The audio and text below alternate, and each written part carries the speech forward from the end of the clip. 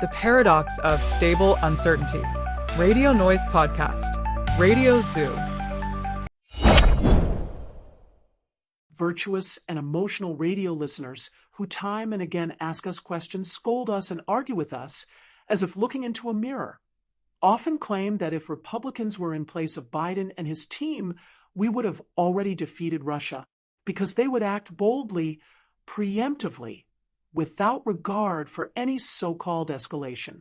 These Democrats could have helped us end this war quickly and in a way that would ensure Russia never attacks us again, or at least not for many years.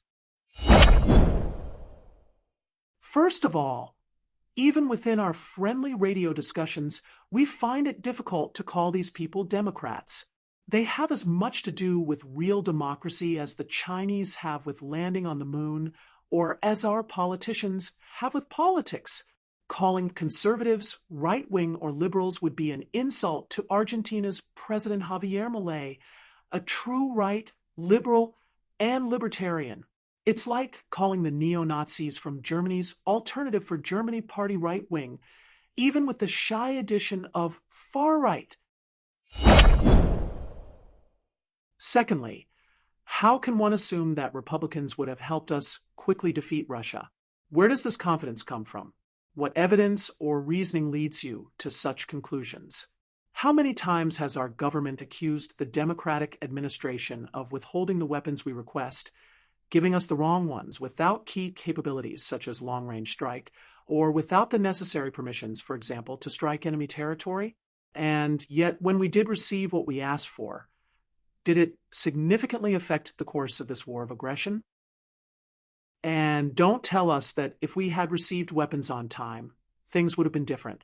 Answer honestly, would it have really changed anything?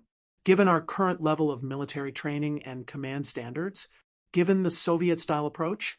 When such weapons either sit idle in warehouses or are used chaotically without proper protection, planning, intelligence, and coordination with the units involved leading to maximum inefficiency. Thirdly, what prevented us from obtaining, instead of Western-made weapons, assistance in developing, producing, and manufacturing them in our own factories with our own components by our own hands, using high-tech parts from our partners? What is happening with our own arms production? What about state management and the competence of our authorities in launching and distributing production among private companies that can and know how to make modern weapons for the military? Understand this.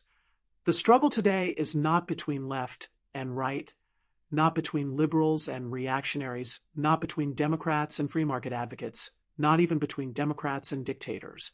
Ultimately, it is not even between good and evil or between the competent and the inept. It is a struggle between stability and uncertainty as modes of societal function.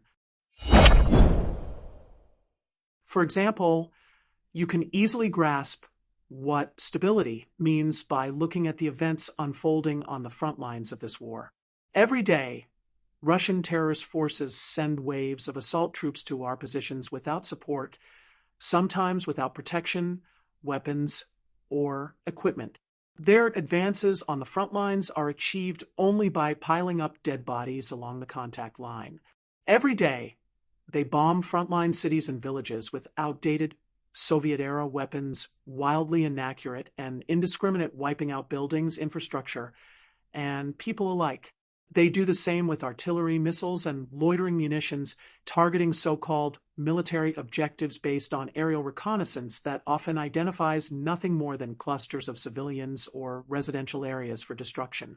Every day, Ukrainian forces, instead of continuous training, necessary rotations, rest, and rearmament, are simply ground down by Russia's meat grinder assaults. Ukrainian generals openly admit that their only strategy is reactive, that is, responding to enemy activity. No actual planning occurs because planning belongs to the realm of uncertainty. It requires trained and talented strategists who analyze enemy movements, anticipate possible developments, and respond with qualitative rather than quantitative countermeasures. Every day, Russian drones, and missiles follow nearly identical routes and trajectories across Ukrainian airspace, striking the same civilian infrastructure targets in this terrorist war. Every day, our air defense units and mobile fire teams sit in the same locations, unchanged in their areas of responsibility or response patterns, waiting for Russian drones and missiles without adapting, without proactive, creative, or inspired command decisions.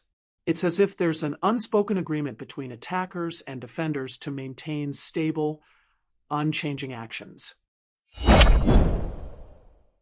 And when the masses choose stability, they choose stagnation and the cemetery. They choose graveside gatherings, clearing twigs and leaves commemorations, and a lack of progress, a deadly calm of morgues and crematoriums. This stagnation, no matter how it is labeled by proponents of the status quo, is inevitable. But if they choose uncertainty, they choose either failure or success, constant movement dangerous but exciting, unclear but undoubtedly progressive, built on trial and error.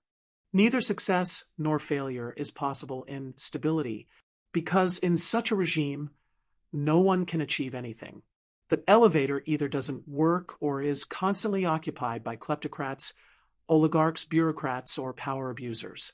The very structure of existence and social interaction resembles an Egyptian pyramid, an idol somewhere high above, an elevator that doesn't function, and stairs so massive they cannot be climbed even by the tallest and most agile individuals.